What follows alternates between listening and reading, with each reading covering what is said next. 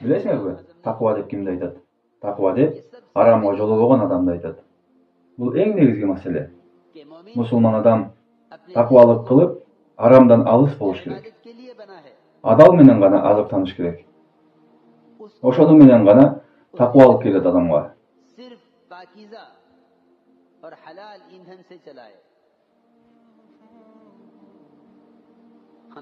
Бир убакта жол жүрүп, унаабызга май коюп алуу үчүн токтодук. Эң эле кызыгы, биз бензин куябыз деп солярка коюп алыптырбыз. Албетте машинабыз дагы жүрбөй калды. Канчалык аракет кылбай эле андан жыйынтык чыккан жок. Бирок эмнегедир мен ошондо ойго келдим.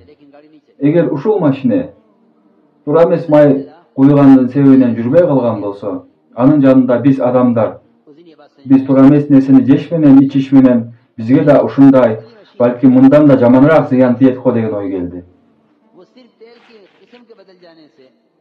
Эми өзүңөр деле ойлоп көрсөңөр, кантип гана арам окатты жеш менен, арам тамак жеш менен мусулман адам жаннатка кириши мүмкүн.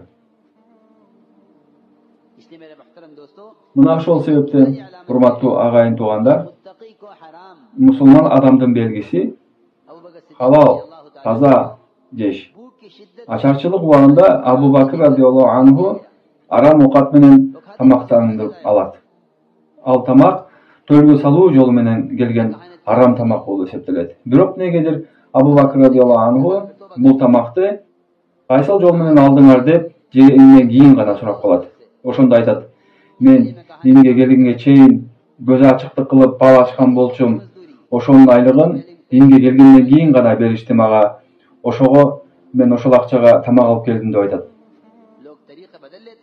Аны билген Абу Бакр радиаллаху анху ачууланат. Адамдар тазаланышы мүмкүн, туура жолго түшүшү мүмкүн, бирок арам нерсе арам бойдон кала берет. Ошентип Абу Бакр радиаллаху анху ошол жеген тамагын кусмакчы болот. Кусунун аракетин кылып жатканда жанындагы адамдар судан көбүрөөк ичүүсүн жана кусу оңоюраак болорун түшүндүрүп айтышат. Жана Абу Бакр радиаллаху анху сууну кайра ичип отуруп, биринин артынан бирин ичип отуруп чыгарып куса баштады. Ушунчалык сууну көп ичти, ошол жеген арам тамакты дагы чыгарып ийди. Жана айтты: эгерде ушул арам тамак менен кошо менин жаным чыгып кеткен болсо дагы мен ушуну кусуп чыгармакмын деп айтты.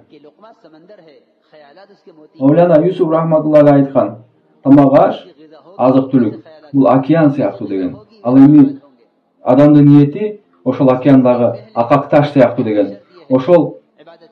Ошондуктан дагы бардык ниеттерибиз жеген азыктарыбызга байланыштуу болот экен. Же болбосо жөнөкөй мисал. Намаз окуу үчүн дарат алуу керек.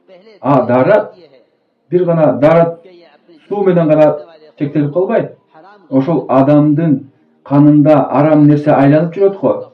Ошонун тазалыгы дагы биз үчүн маанилүү.